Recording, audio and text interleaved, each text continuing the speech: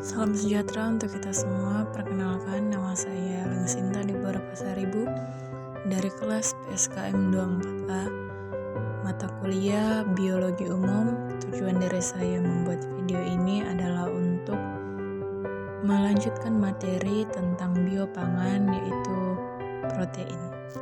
Yang pertama, saya akan menjelaskan apa itu definisi protein. Yang pertama, kata protein berasal dari bahasa Mesir atau proteus, yang terjemahan kasarnya berarti yang utama.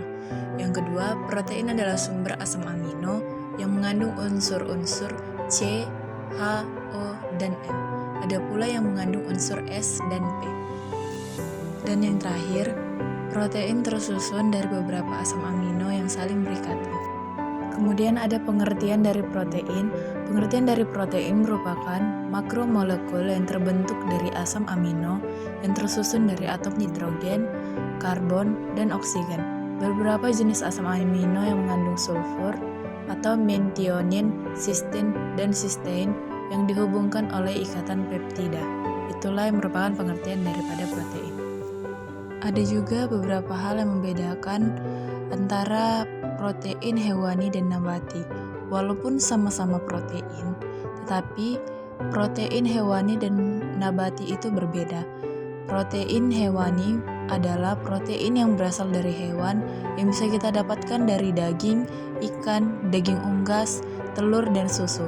Sumber protein hewani punya asam amino, vitamin, dan mineral yang lebih banyak. Dan apa perbedaannya dengan protein nabati?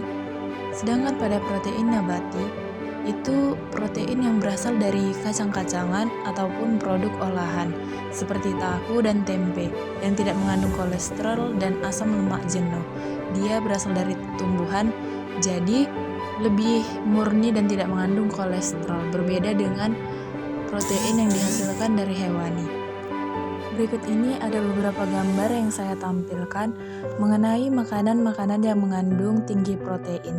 Contohnya ada kacang hijau, beras, daging-dagingan, ikan, telur, kacang merah, dan ada kacang tanah.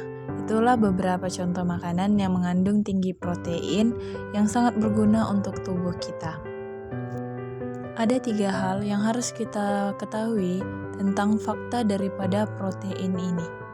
Beberapa fakta dari protein itu, yang pertama, protein dapat membuat kita merasa kenyang dan membantu mengurangi keinginan untuk ngemil, dan hal ini cocok untuk orang yang ingin diet.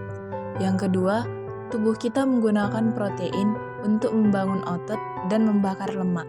Hal ini cocok untuk kita konsumsi ketika kita berolahraga dan ingin membentuk otot tubuh kita. Dan yang ketiga, protein membantu meningkatkan metabolisme dan mengatur nafsu makan. Jadi, protein ini berfungsi untuk meningkatkan sistem kekebalan tubuh kita atau meningkatkan sistem imun pada tubuh kita agar tidak mudah terserang oleh penyakit. Nah, setelah kita mengetahui apa itu protein dan apa itu makanan yang mengandung protein, berikutnya kita harus mengetahui tanda-tanda jika tubuh kita mengalami kekurangan protein. Yang pertama, olahraga akan terasa lebih berat. Kemudian, kita mulai kehilangan otot, bukan kehilangan lemak. Dan yang ketiga, keringat kita itu memiliki berbau amoniak. Maksud dari keringat kita berbau amoniak yaitu bau badan yang cenderung lebih menyengat daripada bau badan orang pada umumnya. Ada juga rambut dan kuku terlihat lebih kusam dan rapuh. Contohnya rambut lebih mudah rontok dan kuku kita semakin mudah rapuh. Itulah tanda-tanda kita mengalami kekurangan protein. Ada juga kondisi di mana kita mudah terluka dengan goresan sedikit saja dan selalu merasa lelah, bahkan mengakibatkan kita sering mudah sakit. Ketika cuaca berubah, mengakibatkan tubuh kita atau iman kita semakin rendah dan membuat tubuh kita terasa sakit, bahkan mengakibatkan demam.